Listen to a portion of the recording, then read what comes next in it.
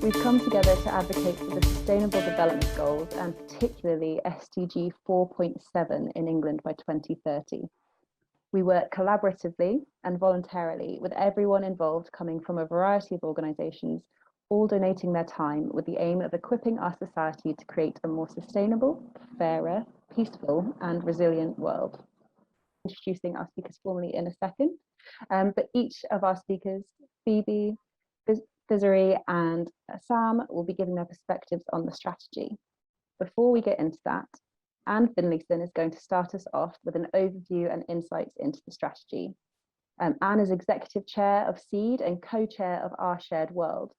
She brings with her a vast wealth of experience in the education and sustainability sectors and an inspirational drive and passion for environmental education. She's been advising the Department for Education on the current sustainability strategy, and she's now going to tell us more about what it entails. So thanks, Anne, over to you. You're welcome, thank you. Thank you for that introduction, Holly. Yes, I am remarkably old, and I've had a lot of interviews, phone calls with some people from the Department of Education who have been amazed at things I know, and I do keep telling them that I'm old and I've been around a long time. But my favorite thing was when they said, oh, this is the first sustainability strategy for the Department of Education. I said, let me just stop you there. It is the 5th. And they went, oh yeah, sorry. And I said, well, I've got the other 4 if you want to see them, but they weren't interested. Anyway, all I've done is in my conversations with them, and I'm on a user group, so in the various meetings and phone calls, I've just pulled together some key points, but I would strongly recommend that you read the strategy. I would also strongly recommend that, before we get critical of the consultation process, there are ways in, and it is not the same as sending out a questionnaire in July and no one's there to answer the questionnaire and they end up with 35 responses. This is not going to be that same sort of ball game at all. And I know Sarah Collins from Forest Schools has had conversations with various people. I know others have written in, so there are lots of ways to do this. So some key points. First of all, this vision statement, which is quite crucial. The United Kingdom is the world leading education sector in sustainability and climate change. The world leading bit is the crucial bit. There are ways of finding out more, and encourage you to read this. So the Secretary of State for Education was quite new in the job when this was launched. So he may be getting up to speed, but there are other junior ministers who have been assigned various parts of it. You can download the strategy here. And then very interestingly is the Nature Park video, which you can find on Twitter, where Professor Dasgupta, who you may know has did the economics study of biodiversity and was very interested in environmental ed. Didn't get to do much in the final report, but he's managed to speak a little bit online with them and on this video, so it's worth listening to. Just to let you know what this consultation process is, all right? So they began last March, as far as I'm aware, and I've been told, with an experts panel. I don't know who was on it. I know one person who was on it. And they together produced some draft ideas and a draft strategy that was then reworked for COP26, I think with ministers' input, and some of the people felt that their ideas had been lost, but I think it's all in the final delivery in the end. There was a soft launch at the Natural History Museum, and then this hard launch at COP26, and it's a draft for consultation until the end of March. But it's a long working process, really. In the consultation, they've had 5 working groups that match the 4 action areas and a data group. And they were all invited for a week in December to respond to the strategy. There was also a youth panel meeting and the user group. I'm part of the user group. The working group's work was finished in that week. They only met the once, but the youth panel and the user group will continue certainly until the end of March, and maybe longer when they'll review the governance of this strategy. So it's really important that, you know, I'm there as a rep of SEED and our shared world, that I understand what you as a group of stakeholders would like to say. Many people have written in. For example, Bill Scott, Professor Bill Scott's written in and he got a reply. You can still write in. The final strategy will be April this year. Key points on the consultation: they are looking for gaps, opportunities, how to facilitate successful delivery on action areas. They want positive sector-wide engagement and continuous improvement. This all sounds very familiar to me. It sounds very similar to the Sustainable Schools Initiative when that first came out. But they do want to know about challenges, and they do want to know about potential risks. And they are beginning to identify potential partners, including funding streams. I have been told there's money, but they say there's no money. So I don't really know what the true story is there. They will not consider feedback on the overarching vision and aims of the strategy, the strategic aims. That's set. They're also not very interested in adding to the national curriculum. Now, I've been told that. They haven't said that themselves, but and when I'm saying what I mean is I've been talking to the civil servants whose job it is to try and finalize this strategy. If you haven't read the strategy, I honestly strongly recommend that you do, because there is actually a lot in it, and you do really have to put your thinking hats on.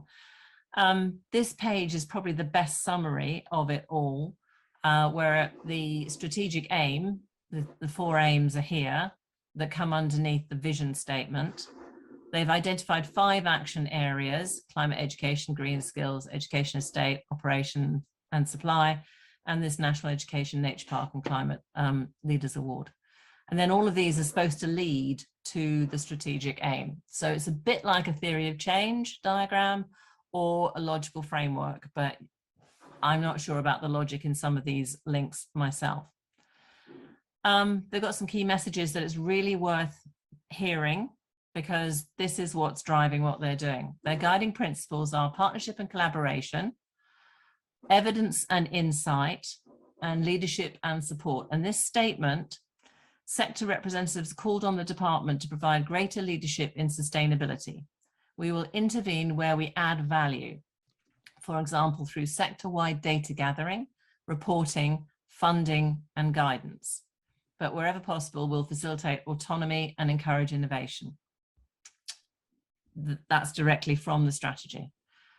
So there's some other key, there's some other key messages in there.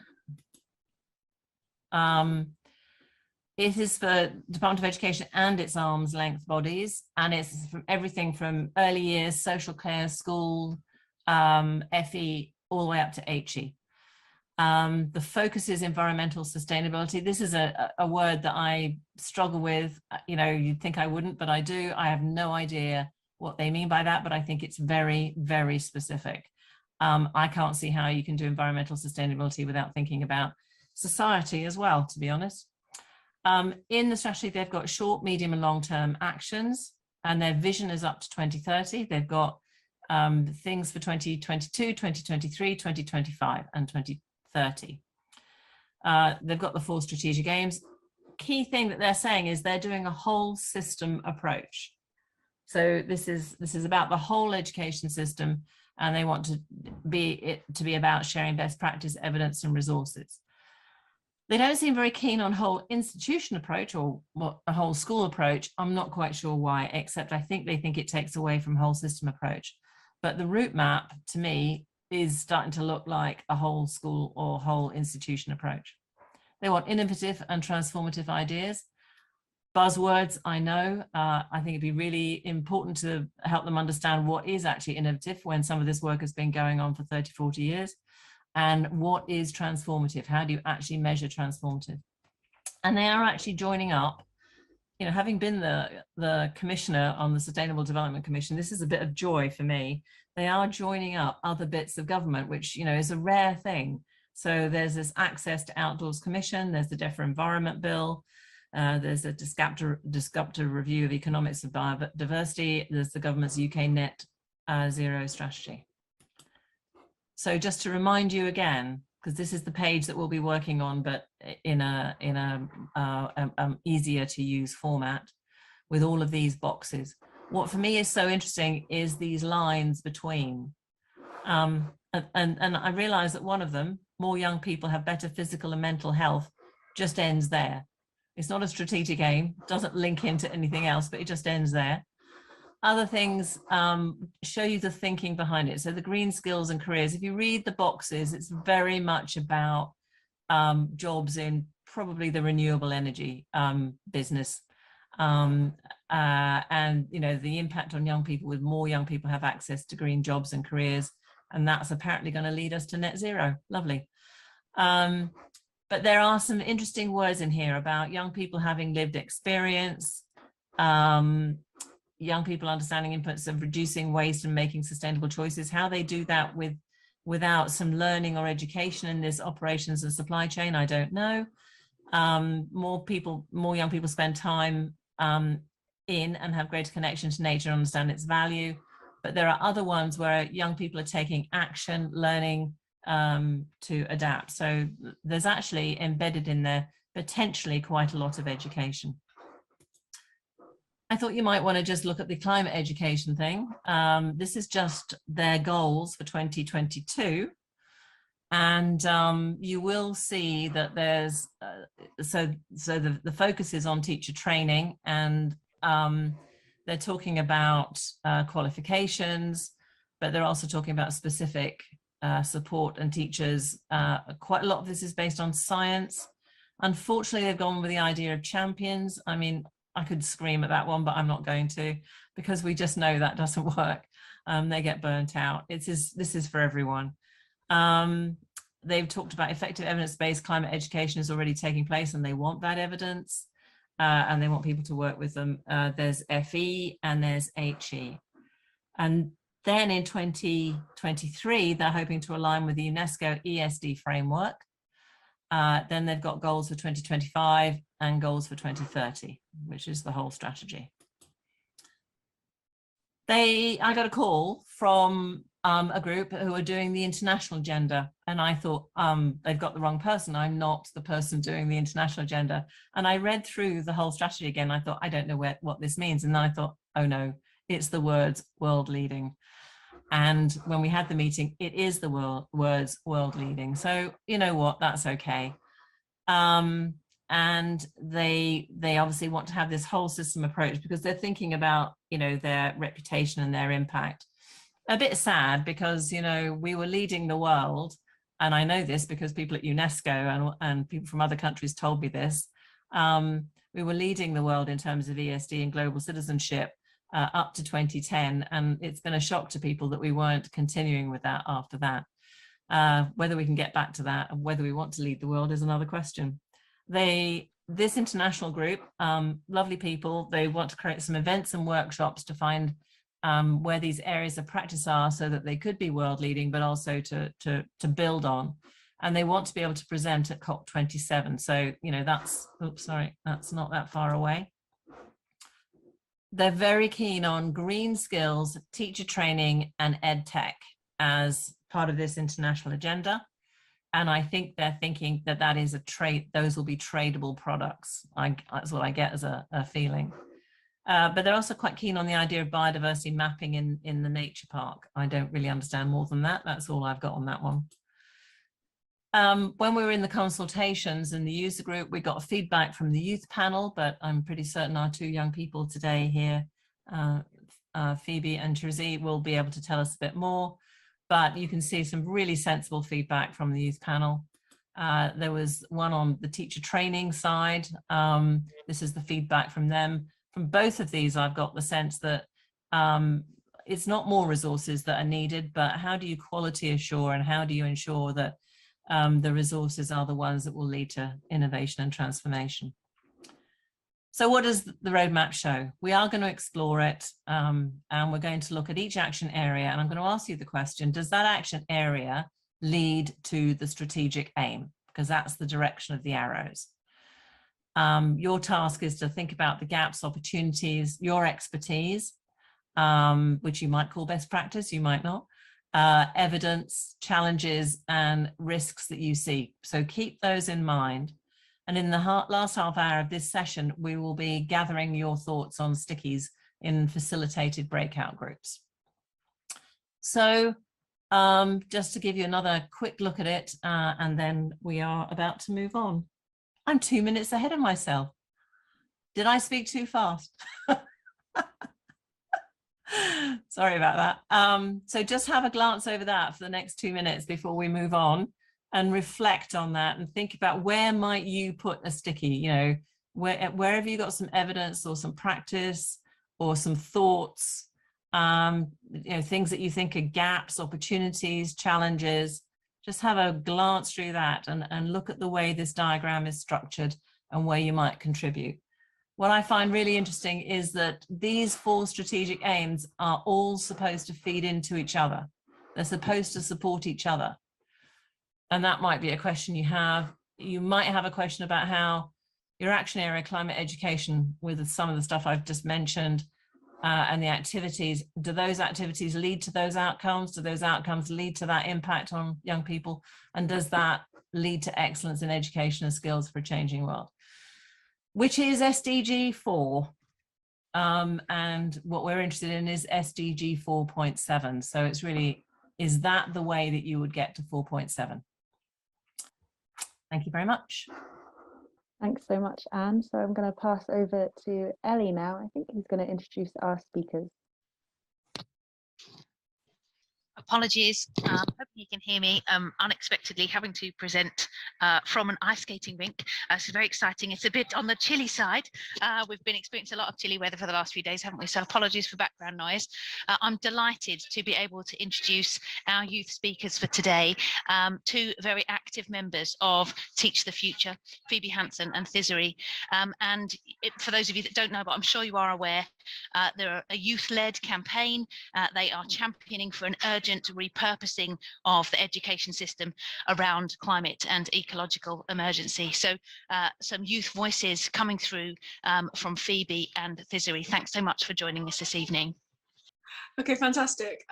So me and Thizari might overlap a little bit in what we're saying, but what we're essentially thinking at Teach the Future on the Department for Education Climate Sustainability Strategy is that it's a very good thing. It contains a lot of commitments that we've been calling for, which include like the new professional teaching qualification. It's got some new commitments on vocational skills. It's got a program to increase connection to nature in the nature park, and all new schools built from 2023 will be net zero carbon, which is absolutely fantastic. And there's partial commitments to reskilling existing teachers, to producing new teaching resources, and to working with schools on leadership and local coordination. But I think, as much as there is a lot of commitments in the climate sustainability strategy, it also fell short in many areas. And what Anne, I think, drew on a little bit is that there is a complete lack of reference to changes in the curriculum in the strategy for the Department for Education. They're not really focusing on education a whole lot. And what I think is interesting, actually, and we might need to connect with you, Anne, on this, is that we're getting a slightly different line from the DfE civil servants on the, like, what is holding them back from making changes to the curriculum. What we've been hearing is that there's a little bit of a stopgap in the sense that the DfE curriculum team there is not enough evidence that there isn't climate being included within the curriculum to make full changes to the national curriculum and to what is being taught within schools. So we're kind of going at it from a little bit of a different angle. For me, I didn't do geography in school. I didn't do separate sciences. And my climate education was a page in a textbook. It was not anything that is going to inspire me as somebody that wasn't a geographer, wasn't a scientist, to be able to actually be a part of a green industrial revolution or to be part of any kind of green economy or green workforce. Because the education that I had was something that, when I saw those headlines coming up in the news about climate change, it's something that paralyzed me in a sense. It made you full of terror and anxiety, and it made you think that this is an issue that's so big that you could never even hope to understand it, never mind to be a part of the solution. And that's shocking. And I am the daughter of a teacher. I spent most of my life in a school. We always used to joke that I spent more time at school than at home because I went to the primary school that my mum taught at. And even the amount of time that I spent in a school building, even the amount of time that I spent around teachers, I was not equipped with the skills to be able to fully adapt and fully be a part of the solution to the climate emergency, that we've all declared, and we've established that we're in a climate crisis. Climate change has to be integrated into every subject for that reason, because every student deserves to know about climate change. Every student needs to know this. Every student needs to be taught in a way that engages them and that relates to the future job that they will have. And that future job that, although not in geography and although not in science, will have to be a green job to be a part of that green industrial revolution. So to do that, we at Teach the Future believe that the Department of Education should set up some kind of independent review to come up with practical ways that they can integrate sustainability into every subject, and that should be a part of the sustainability strategy that they launched at COP26. And what we think is quite interesting also is that the Education and Environment Ministers Summit that happened at COP26, it convened like education and environment ministers from loads of different countries. I think pledges on climate education from 23 different countries, and that's where they launched the sustainability strategy. The Secretary of State for Education did a keynote address there, and they committed to integrated climate education in that address, in that statement. But in the actual strategy, there is not much that follows through on that. There is not much that actually follows through on having integrated climate education into every part of the curriculum. And that is important, not just from the student standpoint, it's important from the teacher standpoint, because teachers, I think, are at a breaking point. My mum, I know, is at a breaking point. I don't think I've ever known my mum to not be burnt out, because instead of actually adding things into the curriculum as it is and adding things into the school system as it is, things are tacked onto the side, and their funding is cut, so staff is cut, so they have less capacity. But there's more and more stuff that is added, and they're still teaching the same things that they were a decade ago. They're still teaching the same amount of content, but things are being added onto the side that are just little extracurricular things. And I think we worry that with the sustainability strategy, that there's a lot that's extracurricular and there's a lot that's optional. And without climate education, without climate being mandatory within the curriculum, and by that we mean not just mandatory for like the students, but mandatory in the sense that it is integrated within that block that teachers are teaching. So they have the capacity to be able, like the slotted time to be able to deal with that. Because otherwise, if we keep tacking things onto the side, teachers are never going to be able to teach in a way that is fully engaging to the students that they're teaching. And they're never going to express to students how much this is a critical issue, because it will be taught like to engage with things taught in school. And I think it's exactly because of that too that we need to engage the educators and the teachers in that process. And we were delighted when we were doing those consultations, both, I don't think Thizra is on the youth panel, but I'm on the youth panel for the Department for Education's Climate and Sustainability Strategy. Those consultations engage teachers and engage young people, and that's really, really critical. If we don't have teachers as a part of this, if we don't have a teacher actually engaging within the consultation process and helping co-design that strategy, it's never going to be a strategy that is actually ingrained within the reality of what schools are like nowadays and what teachers are experiencing, and are never things that are going to be actually engaging to the young people that they're teaching and to the teachers that are actually teaching it.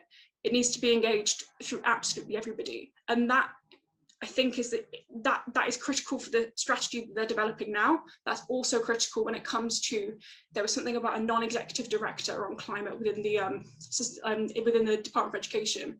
We need to have youth on the panel for that, for deciding who that will be. We also need to have youth on the panel for deciding who will be the company that deliver the Duke of Edinburgh style award. I've forgotten what it's called, the Climate Leaders Award. And the Nature Park. You need to be on the panel to decide who's going to be delivering that, because otherwise it would be a company that, like, we need to make sure that everything that we do is done with and through young people and with and through teachers, because otherwise this is never going to work. It's never going to be something that's fully implemented. That's quite a garbled response to the sustainability strategy, but I'll pass on to Thiz. I wouldn't say it was garbled at all, Phoebe. I'd say that I've seen loads of people nodding in the gallery and people adding to the chat about this sense of eco-anxiety being created in young people, and a move towards transformative pedagogies, and just in agreement with you, Phoebe, this, you know, not it being tacked on, but it being integrated, and this sense of it being a voluntary sort of extracurricular thing that people might do. Thank you so much. As Matt's put there, very clear and inspiringly passionate. Thank you, Phoebe. Thizari, are you happy to continue this discussion with us and share your thoughts on the draft policy? So I'm gonna focus on a couple of things, especially net zero. And so the draft that we've been given is that our net zero is going to be reliant on the SALIX BEIS public sector decarbonisation scheme for retrofitting grants, but we've kind of said that this isn't really well suited to the requirements of state schools, and that it only funds 64% of measures needed, which leads to about a £250 million shortfall each year. So, but the sooner we implement these measures, the sooner that we have like more money put into this, and the greater the carbon savings and the less we're fueling global heating. The Department of Education needs to commit working with the EIS and the Treasury to make the PSDS scheme for education providers. So it scopes the whole of the retrofitting of schools. Given the importance of subliminal curriculum and learning about low carbon living, the strategy should position climate education buildings towards the front of the queue for retrofitting, ideally with them all being retrofitted by 2030. We have two further strategy-wide issues that we would like the DfE to address, and that there is no measurable targets in this draft strategy, although there are commitments to set measurable targets for the periods 2025 to 2030. We would like to see the draft targets being developed during the period of consultation with stakeholder groups. Whilst the strategy includes recognition of student leadership, it also states, importantly, while schools should support people interested in climate change and tackling both its causes and effects, it would not be appropriate to encourage pupils to join specific campaigning groups or engage in specific political activities such as protests. And we understand that this has likely been included to acknowledge the legal requirements of the Education Act, and probably to reassure some sceptical MPs. However, it feels dismissive of the impact of the youth climate movement, of which we are a part, and campaigns like Fridays for Future and Teach the Future, which continue to play a vital role in driving meaningful climate action by civic society. It feels out of place in a strategic document, as if it were advice to school leaders. Sends out the wrong signals working in tertiary education, especially universities, where student participation in environmental and climate justice clubs, societies and charities should be encouraged as part of the student experience. Campaigns also have an important role in developing critical thinking skills, agency, and they tend to be interdisciplinary, all of which should be acknowledged rather than dismissed. So that's roughly what Teach the Future say about the net zero targets. So personally with me, climate, I believe that, you know, our asks haven't really been entirely met, and that even though we encourage this plan, obviously more work needs to be done, especially in terms of curriculum, in terms of actually setting like meaningful goals that are there and in place, and the government are going to be able to meet, which under the current framework, unfortunately, won't be able to. That we don't have any commitment to what's being taught in higher education, and there are similar concerns at tertiary education, especially in economics, political and business studies, with students telling us much of what we were taught reinforces unsustainable thinking and business as usual, as, you know, university should be a place where we challenge ideas and we challenge what is set in stone. And so this, you know, not being taught sustainable thinking and how to bring in like decarbonisation and sustainability into our business courses, our political courses and our economic courses, you know, these are the people who are going to be, you know, moving on into the world, and there's no challenge of ideas, which is disappointing. So we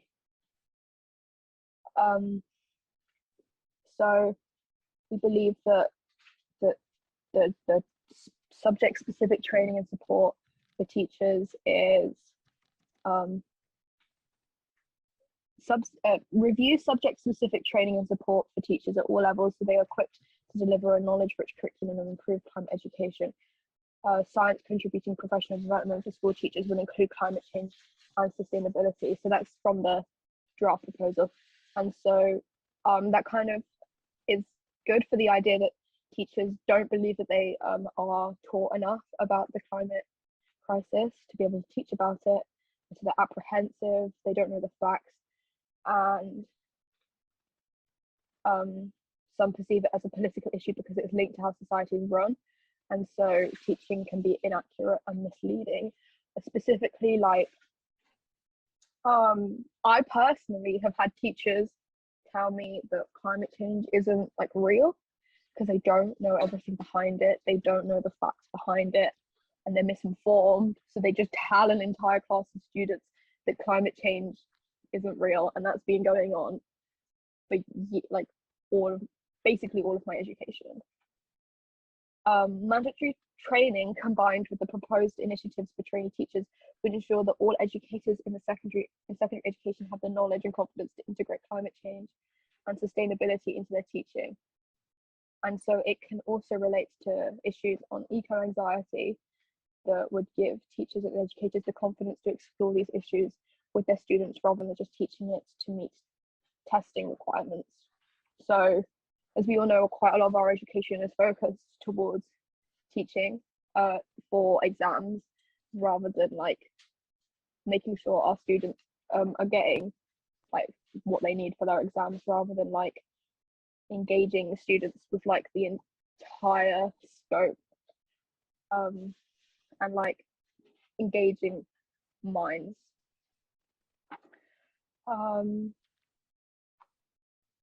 And so overall, I think many of our asks at Teach the Future are met, but not all, and that's why more work needs to be done towards sustainability and climate within schools, which is why Teach the Future is still there, and it's why students are still saying that we need more climate education in schools, as well as teachers being trained.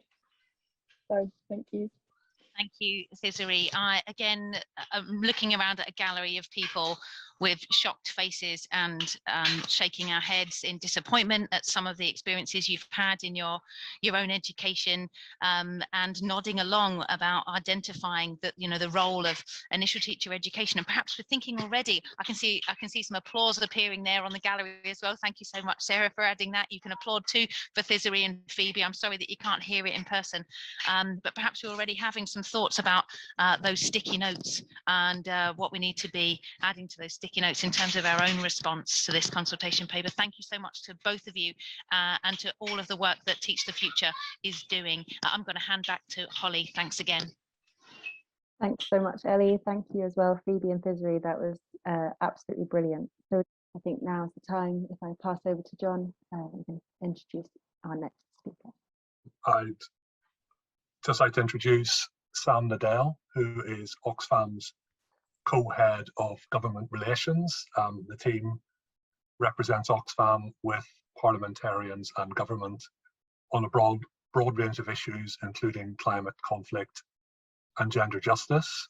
When the strategy was published, we had an internal conversation just locating the strategy within wider trends within government and policy, and I'm sort of hoping that Sam is going to address this, take us out of the education space a little bit and put us into that sort of wider policy space that government is working in. So thank you so much, Sam, for coming this evening, and over to you. Thanks, John, and great to be here. Thanks so much, Phoebe and Thizari, for fascinating contributions. I think everyone's sort of despondent, but also really inspired by your contributions so far. As John mentioned, I'm going to speak to a slightly different perspective, a slightly different set of issues that this strategy has perhaps quite unexpectedly raised, in particular around potential clampdowns and limitations on young people's ability to campaign and protest on climate change. I think many of us saw this coming in this strategy. You'll all know the amazing work that young people have been doing on campaigning and protesting around climate change and sustainability, and most recently in the lead up to COP. And many of our organizations, not all of the organizations on this call, but many of us campaign, support young people to campaign and claim their rights on climate change. All of that might be about to get a bit harder as a result of this strategy. So what does the strategy actually say? Well, on first reading, there's a lot to like in there. I was reading the press release this morning and it says the government's, or the DfE is going to empower young people to take action on the environment and put climate change at the heart of education. So far so good. But on page 12, buried in the small print, there's potentially something more worrying. I'll let you read, it's a paragraph near the bottom of page 12, but it basically says, in climate education, there may be relevant political issues and partisan political views, for example, on social and economic reform, that should be handled in line with schools' legal duties and political impartiality. So far, I think we'd understand that. The important bit here says it would be not appropriate to encourage pupils to join specific campaigning groups or engage in specific political activity such as protests. So as I say, in one way, this is uncontroversial. We as charities, schools all have a legal mandate to maintain political impartiality. The bit that's unexpected is that it prohibits campaigning and protesting by school students on climate, which I think is much more worrying and something we should be paying attention to. And just to situate this in some of the broader trends that we're seeing in society, I think it will have escaped none of your notice. It's been all over the news today around the controversial policing bill, and that's just been voted down. Some of the new amendments have been voted down in the House of Lords. That bill would dramatically limit the right of people to protest. It would clamp down on, for example, protests if they're too noisy. It would introduce much tougher sentences on protests. Another big trend we're seeing is towards the limitation of the judiciary. So the judicial review is being reviewed, and government's actions are going to be it's going to be much more difficult to review government's actions in the courts.